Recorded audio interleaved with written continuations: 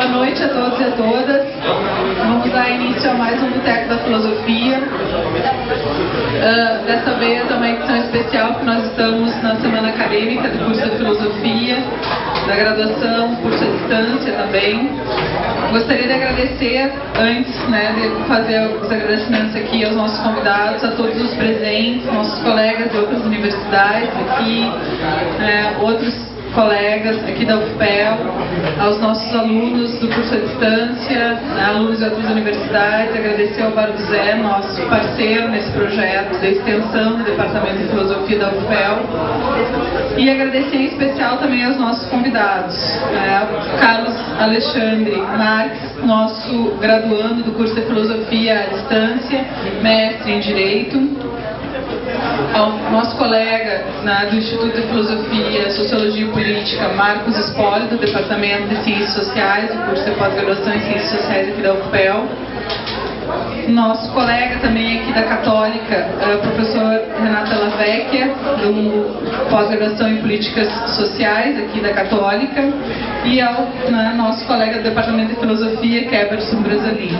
Então, como de praxe, cada convidado tem aí entre 10 a 15 minutos para fazer a sua fala, depois a gente abre para o debate. Então, muito obrigada. Boa noite. Eu queria agradecer o convite e já esclarecendo uma coisa, eu aceitei o convite para discutir esse tema, mas esse tema, dois problemas com esse tema. Um é que eu não trabalho com esse tema, eu trabalho com relações raciais. Algumas coisas que eu vou aqui discutir, eu vou trazer da minha discussão, que está vinculada a esse tema. E a segunda coisa é que esses movimentos eles acabaram de acontecer e tem pouco estudo, Então eu até utilizei a Maria da Glória Bon, a Celi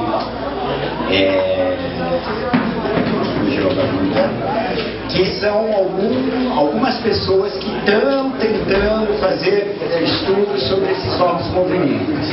Então a minha fala, eu vou dar uma coladinha, porque não é minha especialidade, então eu trouxe algumas anotações. Eu dividi a minha fala em duas partes, Primeiro, essa parte, vou caracterizar um pouco esses novos movimentos a partir do estudo da Maria Glória Bon, E a segunda parte, eu vou chutar um pouco o balde e viajar na maionese e tentar, quando for falar do Brasil, a partir de tanto das teorias raciais como do Gessé Souza, fazer algumas hipóteses, e são hipóteses mesmo, quer dizer, não tem nenhum estudo sobre isso. Então, tudo que eu vou falar aqui vai ser viagem na maionese. Mas, de qualquer maneira, eu acho que são questões que eu acho que são interessantes para a gente debater. E quem sabe algum daqui vai estudar isso e aprofunda e fale que a minha viajada na maionese ajudou a pensar alguma coisa, Bom, então eu quero dividir minha fala primeiro falando dos movimentos sociais a partir do mundo e fazer um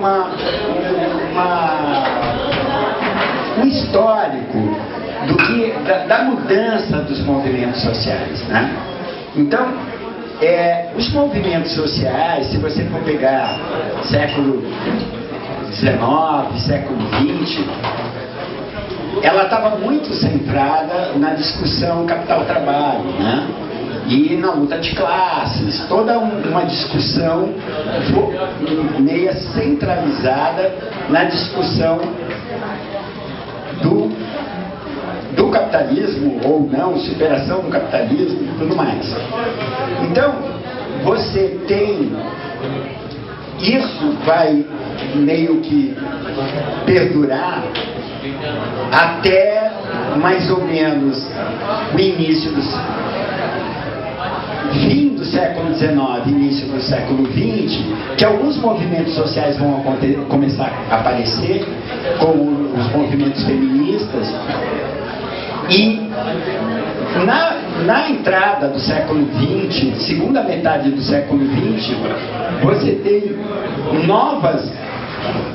novos agentes, novos atores que vão questionar um pouquinho a luta de classes e vão trazer novas agendas e novas questões para serem trabalhadas. Então, a discussão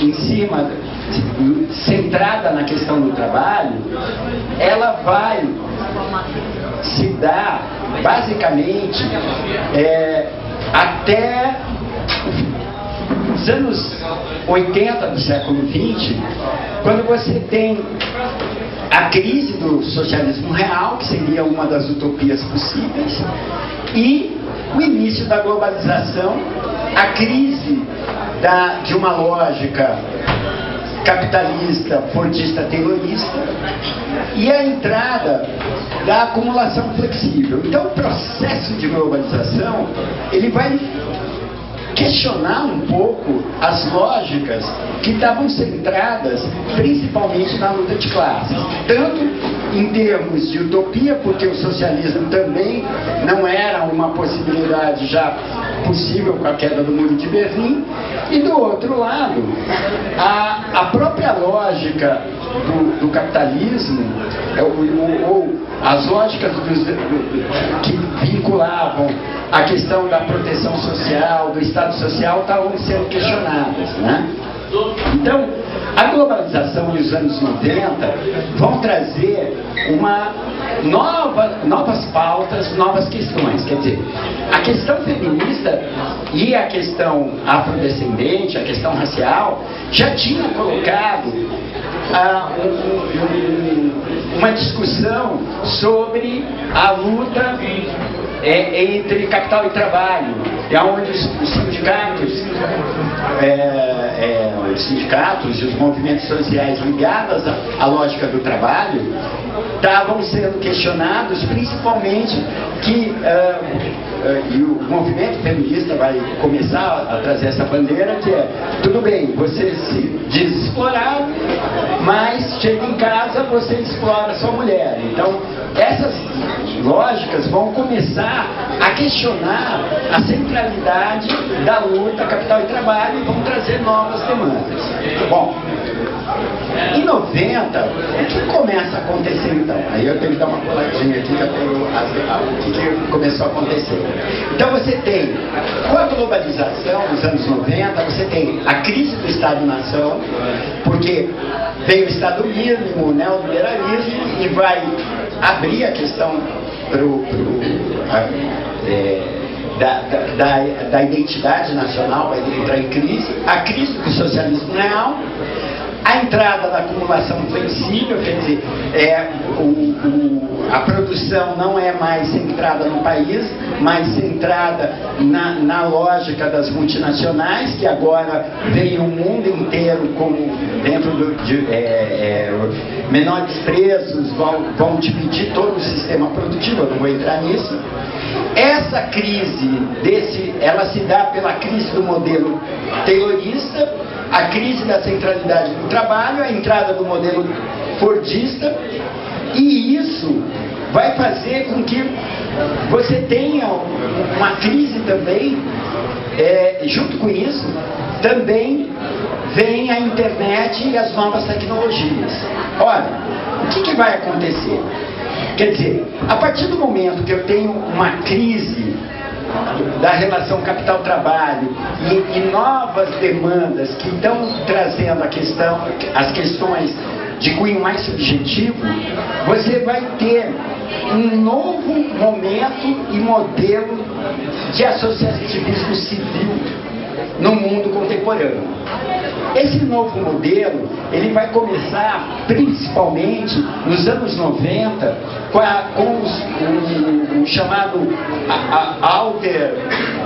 globalização ou antiglobalização, os movimentos de antiglobalização, que vão tentar lutar principalmente para a questão da desregulamentação do trabalho, quer dizer, vão lutar porque a desregulamentação tira todas as possibilidades do Estado dar ao trabalhador algum tipo de seguro, a questão da privatização e da abertura comercial. Bom, essa crise vai então começar a fazer com que novos movimentos comecem a aparecer.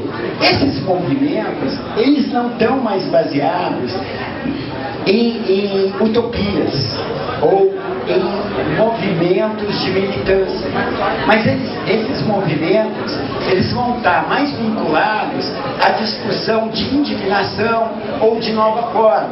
Não se esqueça que nessa época tem o Fórum Mundial e a discussão de um novo mundo possível, toda essa discussão.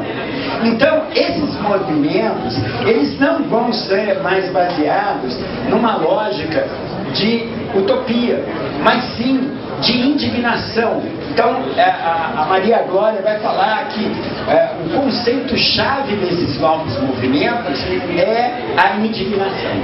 Então, ela vai falar indignação do quê? Ética, dos valores, da moral, da justiça social. Então, a partir dali, esses movimentos começam a ser articulados não mais ligados a uma militância, mas sim às redes sociais. E aí, os principais movimentos vão ser caracterizados a partir de 2008, que você tem pelo menos 3 grandes movimentos, que seriam novos movimentos, né, que seriam a Primavera Árabe, os Indignados Europeus e o Occupy Wall Street, que seriam basicamente novas formas de movimentos sociais. Essas novas formas, elas têm algumas características, como falta de definição de estratégicas, de programas e de teorias, basicamente, porque ela é baseada na indignação.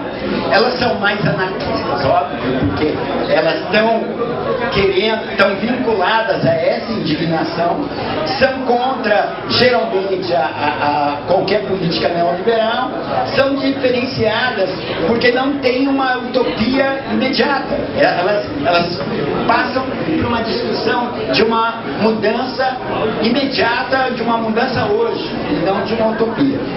Então, você vai ter, na Primavera Árabe, por exemplo, a luta pela democracia e a liberdade de expressão, que são morais, né? E, no caso do Occupy e dos indignados da Europa, mais voltados ao reflexo da globalização. Bom, vou tentar ser exato, porque eu nem fui no Brasil ainda, vamos lá.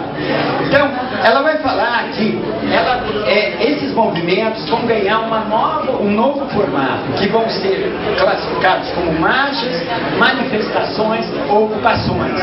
Por quê?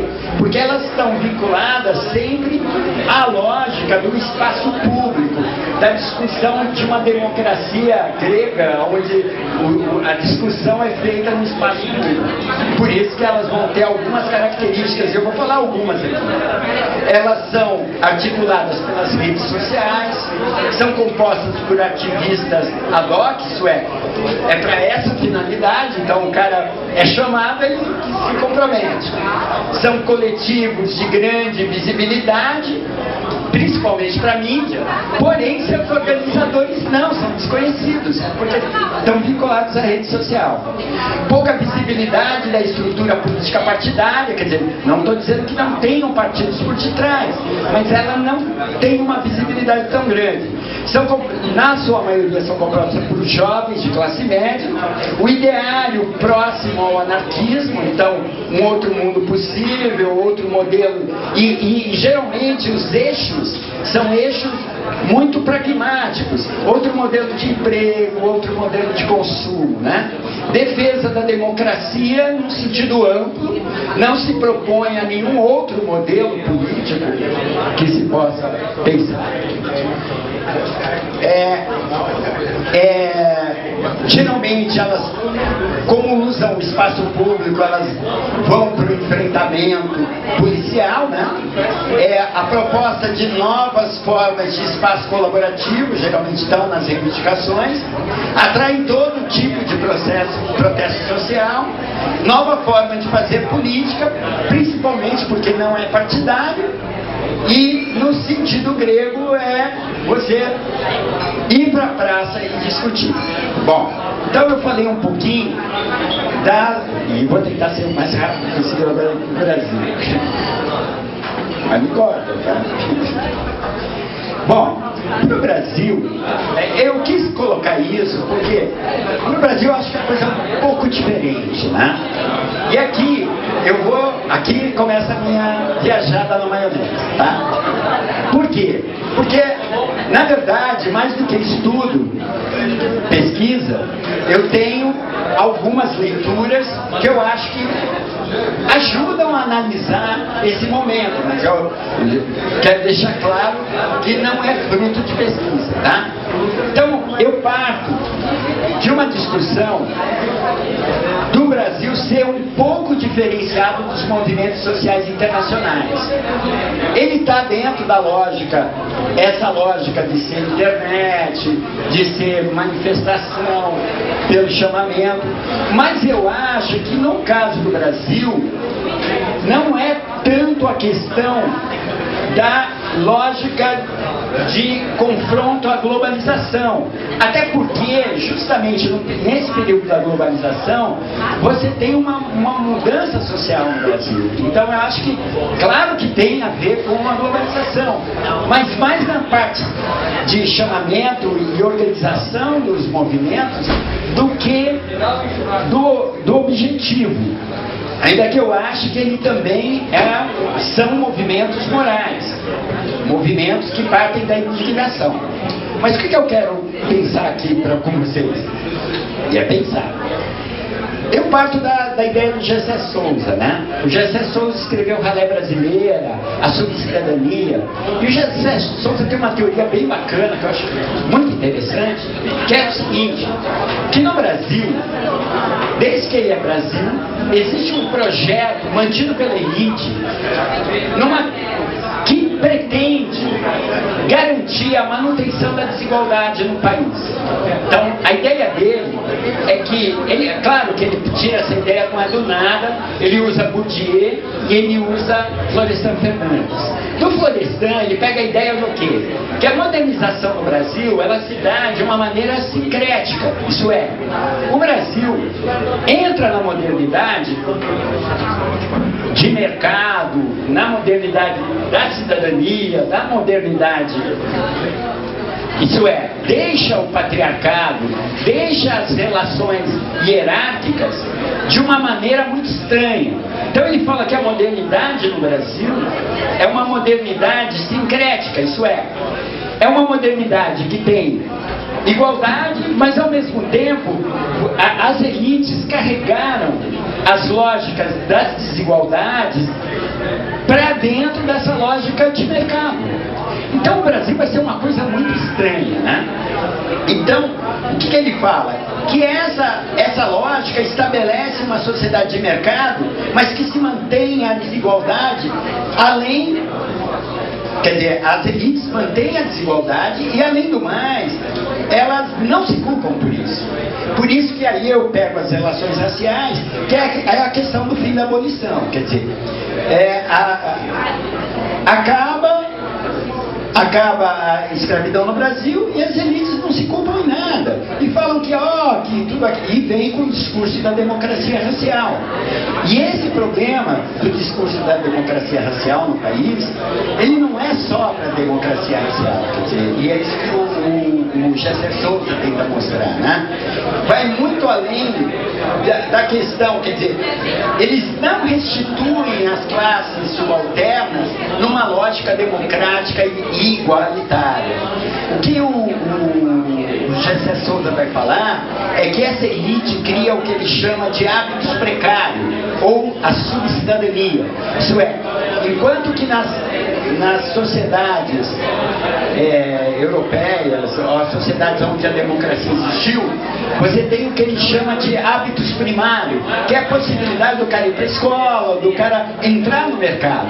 Aqui, mesmo que o cara tenha escola pública, é alguém que nunca vai, é uma subcidadania, quer dizer, o cara nunca vai ter condições de competir com ninguém. Bom, aí vem o que eu acho que é essas movimentações. Bom, na década de 80, principalmente as lógicas dos movimentos sociais estavam muito ligadas aos movimentos, ou ligados à terra, ou movimento, quer dizer, que lutavam contra a desigualdade, que vai resultar no governo Lula e no governo Dilma. Eu estou mais um pouquinho, 5 minutos, eu vou tentar bem rápido.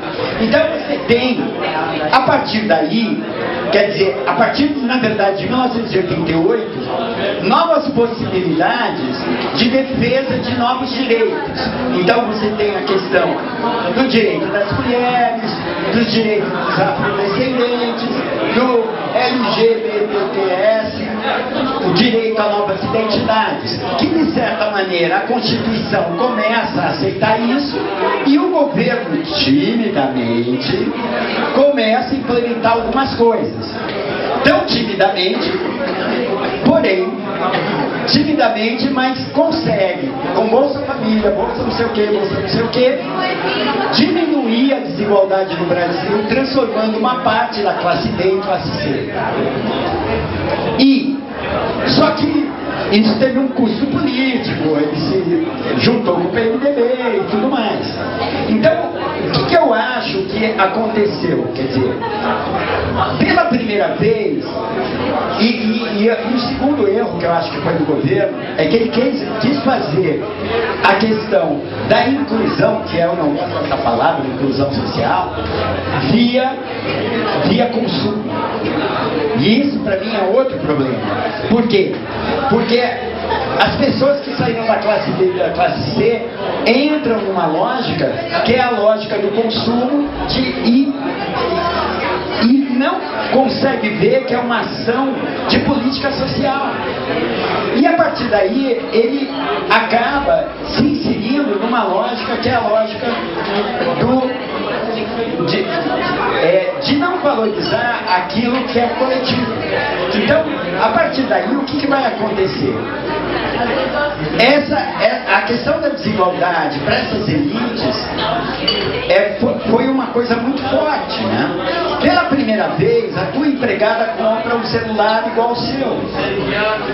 E isso começa a trazer um questionamento na sociedade. Ao mesmo tempo, você tem o outro lado, que foi quer dizer, toda a articulação política para garantir esse governo. Quer dizer, se de um lado ele faz uma política social, do outro lado ele faz acordo. E aí vem a ideia dos movimentos sociais, e para mim vem a ideia da democracia racial no Brasil, que é aquela coisa, né? Que as pessoas não... O interessante de quando você racializa é que os conflitos ficam abertos. E eu acho que essa pequena possibilidade de ascensão da classe D para a classe Z trouxe novos conflitos. E pela primeira vez, a direita, eu não quero generalizar também a questão dos jovens, classe média, tudo mais, mas a direita teve a possibilidade de sair de trás da democracia racial, sair de trás do politicamente correto. E hoje, como esses movimentos são caracterizados por uma questão moral, por uma questão ética, quer dizer, você não pergunta, quer dizer, todo mundo é contra, claro que todo mundo é contra a corrupção, Então, eu acho que pensar o Brasil tem que pensar outras questões. Eu vou parar por aqui, porque senão eu vou pegar o tempo inteiro, né? Tá bom?